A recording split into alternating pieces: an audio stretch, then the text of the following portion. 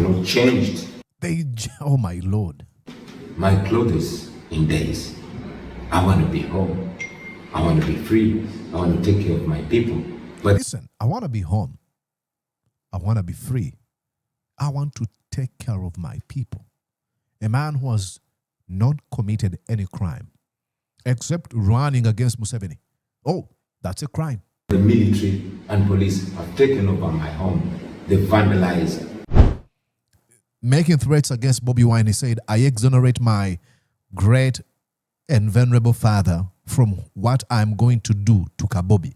And then he says, as for Kabobi, the permanent loser, I am giving him exactly 48 hours to surrender himself to police. If he doesn't, we will treat him as an outlaw or rebel and handle him accordingly. I want them to leave my home. Fortunately, there's no rule of law in Uganda. I cannot find redress with the courts. I cannot find redress with any institution of state. I just have to fight back in my own crude, non-violent way. You're watching Mordecai Marissa Live Political Commentary. Please consider subscribing to help grow Uganda's Voices of Struggle ecosystem. Thank you. I cannot appreciate you enough for using your valuable time to always go on social media, break down things for people.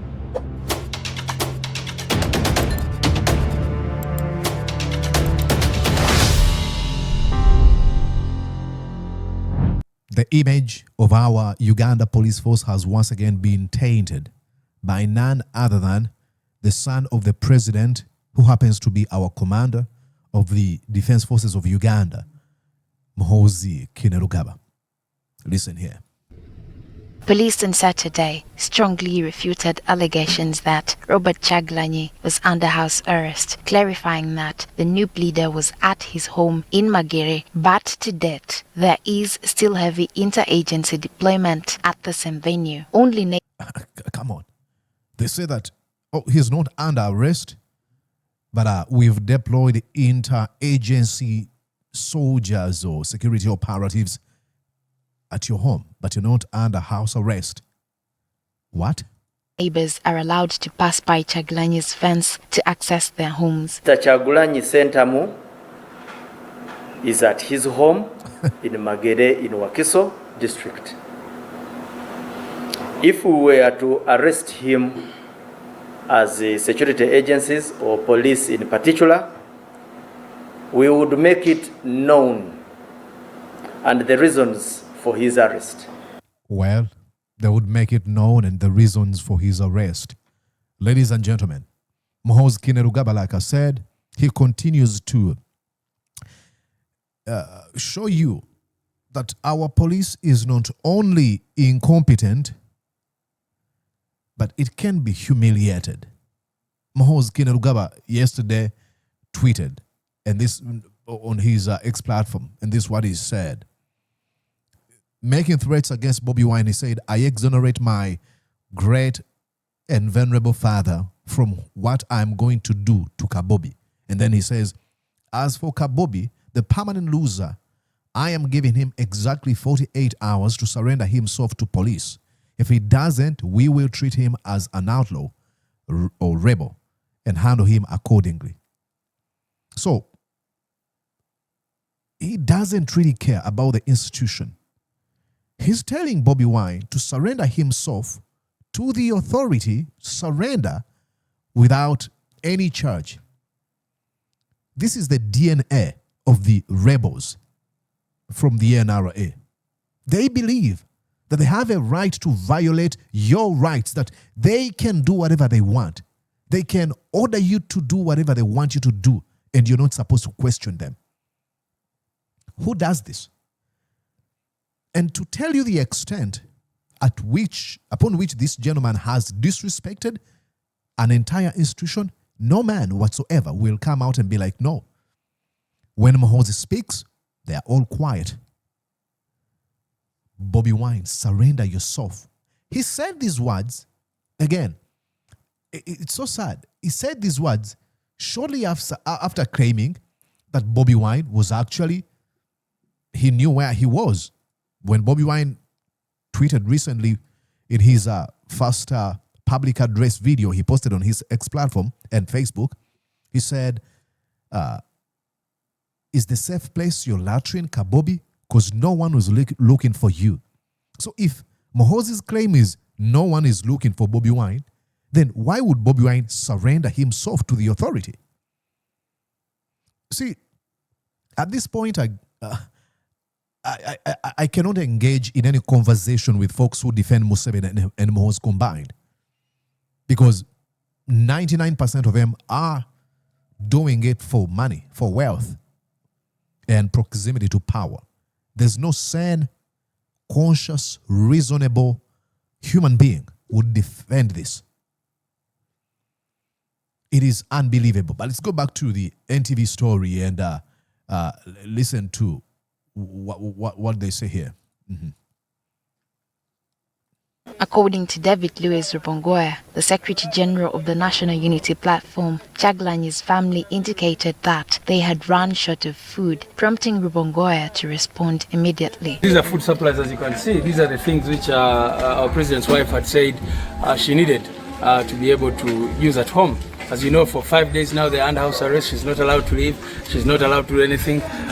Visitors are not allowed to go in. However, Rubongoya was forced to wait for several minutes at the roadblock before police turned him away. Not even the food supplies he had carried were allowed to be collected from him. The police basically said they have to consult, and the consultation took long. I mean, I kept asking them what's going on. They said, you have to wait, you have to wait. So it's unfortunate. And of course, it clearly tells you that the police is lying. Because if they say, you've seen, there are blockades which won't allow you to access that place without restriction. So if they say he's not under house arrest, then why put all these things there, the barricades? Rubongoya and videos circulated by Kyagulanyi indicate that police went beyond merely surrounding the home and forced their way inside. Not changed. Oh my Lord. My clothes in days. I want to be home. I want to be free. I want to take care of my people. But listen, I want to be home. I want to be free. I want to take care of my people. A man who has not committed any crime except running against Museveni. Oh, that's a crime. The military and police have taken over my home. They've vandalized my gate. They are in charge of my gate. They've cut the padlocks. They've cut power at my house. They've cut off, surveillance cameras at my house. So they've more or less colonized my home. I want to go home, and I want them to leave my home. And I want them to leave my home. Fortunately, there's no rule of law in Uganda. I cannot find redress with the courts. I cannot find redress with any institution of state. I just have to fight back in my own crude, non-violent way. Kyagulanyi. You can tell. Stressed. You can see. Wary. Unkempt hair. But that doesn't really matter to them. The man is crying, I want to go home. I want to take home my people. They don't care. This was shortly after Lindsay Hillsome of Channel 4 News interviewed Bobi Wine. And Bobi Wine indicated that he was running away, trying to hide away from Muhoozi Kainerugaba, who has made threats over his life. The main opposition leader who claims there was rigging and that he did much better than the official results show. He fled after his house was attacked by paramilitaries, security forces, not quite clear who, last night. I spoke to him in hiding this morning. I asked him what his plan was. He said, my plan is to stay alive. And that means keeping out of the way of Muhoozi. Muhoozi is President Museveni's son. He's the head of the army. He has threatened to kill Bobi Wine in the past. This is not a story which has been getting a lot of attention, even though I think it is very critical. Absolutely. Very critical.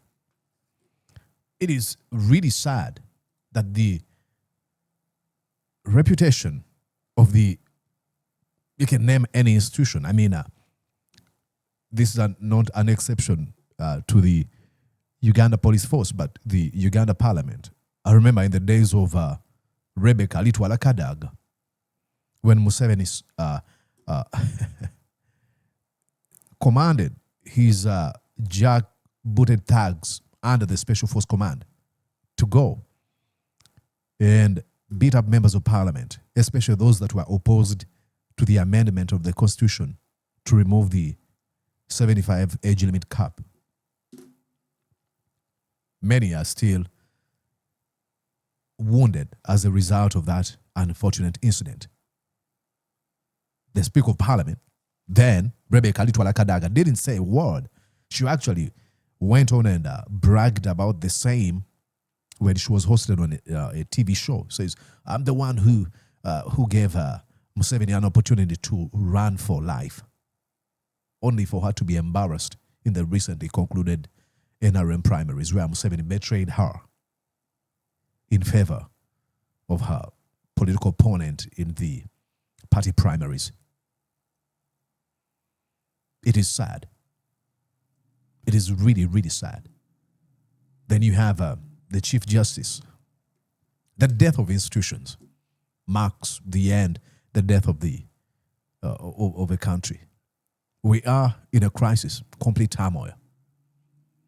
And when I see things like this, I am heartbroken, but at the same time inspired that maybe reasonable men and women, those who really love the country, patriots, would rise up against this. I'm inspired by these words that I've told you I always look at all the time when I'm recording my content. We must accept the finite disappointment, but never lose the infinite hope.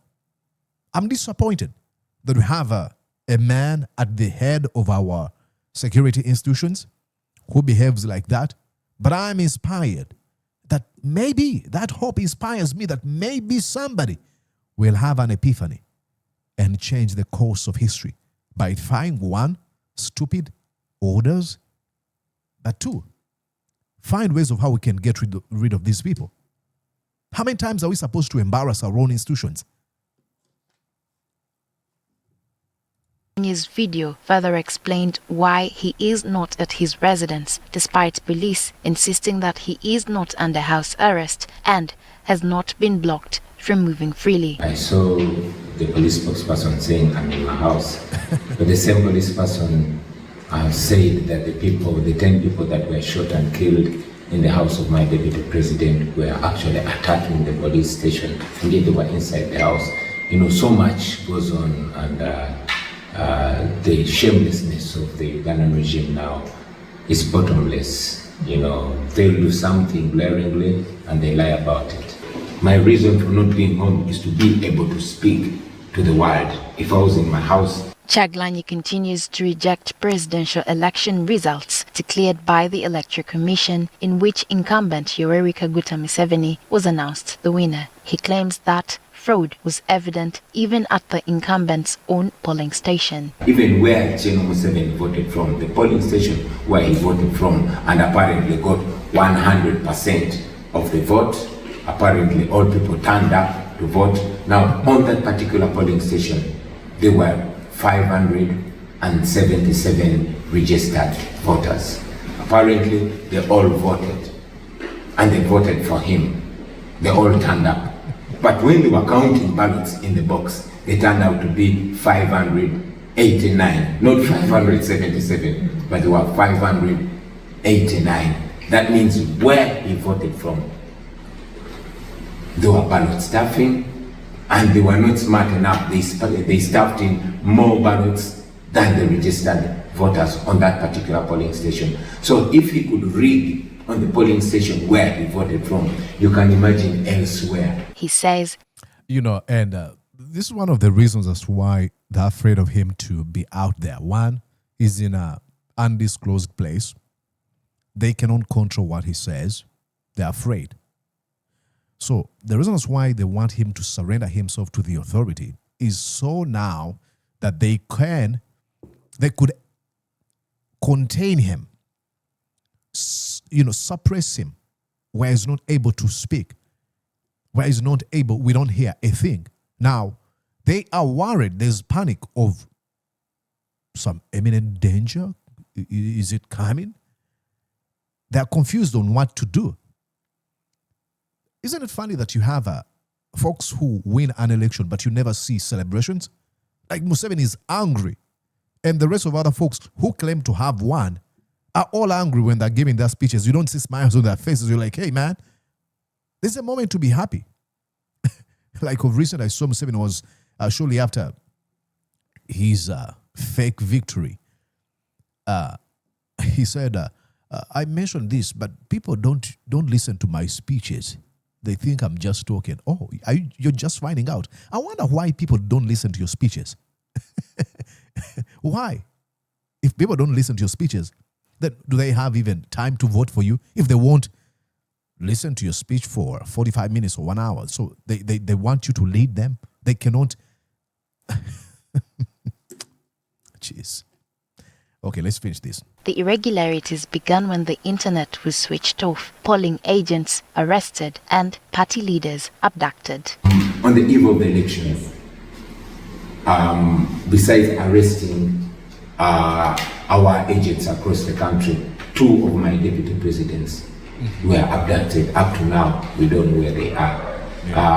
My deputy president for Northern Uganda, Dr. Lina Zedrigawaru, she's a woman. She was abducted. We don't know where she is. My deputy president in charge of Western Uganda, Jolie Jacqueline Tukamshaba, she's a woman. She was abducted. We don't know where they are. But also the fact that many of our candidates were illegally denominated only days to the election. General Museveni, remembering what happened to his, his lieutenants in 2021, where they all lost to our candidates, including the vice president. He made sure that his vice president is unopposed, his speaker of parliament unopposed, the husband of the speaker of parliament unopposed, the deputy speaker of parliament unopposed, the prime minister unopposed, minister of finance unopposed, and many other senior government officials. Now these became unopposed because they illegally and unceremoniously denominated our candidates that were running against these senior government officials. Kyagulanyi says he does not believe in settling the matter in the courts of law, citing past experience. The judicial system in Uganda is not independent at all. In the previous presidential election petitions, the Supreme Court has ordered for certain reforms. They've been completely ignored. The court in Uganda is impotent. Even when they instruct something, the military can dismiss it and nothing will happen. So we don't have hope in the judicial system of Uganda. Moving on. Absolutely. Is resigning to slavery. We've said it many times. I love that. Giving up is slavery is is resigning to slavery. We've said it many times. Say it one more time. It will happen. So we don't have hope losing hope in the judicial system of Uganda. Moving on is resigning to slavery. We've said it many times that living under a military dictatorship of 40 years is like slavery. Yeah, I mean, I don't know what to think.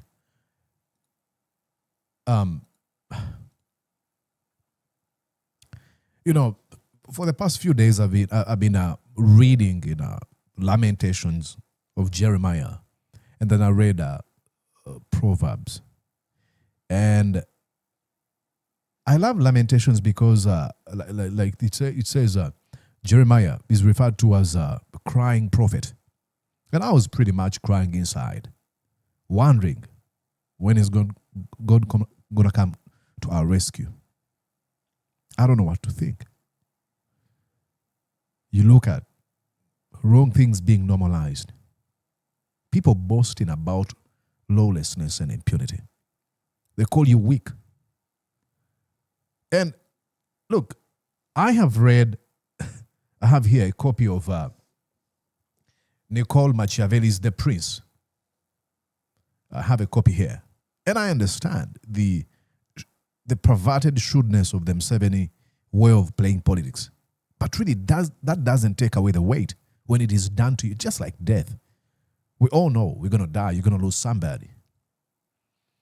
But even when they die, it doesn't take away the weight. You can't be like, oh, after all, that's going to happen to me. You have that heaviness on your heart. So What am I saying to you, fellow Ugandans? Do not lose hope. Let's keep going forward. We cry and, wipe our tears while moving forward. Demand our victory. Resist. Continue organizing. Understanding that in the end, we shall have the last laugh. Let's do that. That's it for now. And all the signs of a falling regime are here for us to witness. You have these folks who are being disrespected, like the Uganda Police Force. They're disrespecting each other, giving contradicting statements and orders, and you'd be like, okay, there's only one logical conclusion to this kind of confusion. It is complete tumbling down of this decadent, rotten regime, and it is going to happen. All right. My name is Mordecai Morisa. Please consider subscribing to this feed. I would truly, truly appreciate. I'll be back here. I was thinking of looking at a few members of parliament that lost their seats and what they're saying. I was, should I say disappointed or not, by Matthias Impuga. He made some ridiculous statements. Probably that's what I'm going to be looking at later. Unless something happens that might change my direction. All right. See you for now. Bye-bye. Did you enjoy what you just watched? I'm sure they did. I'm going to guess that you did. How about you consider subscribing to Mordecai Marissa Live YouTube channel? Thank you.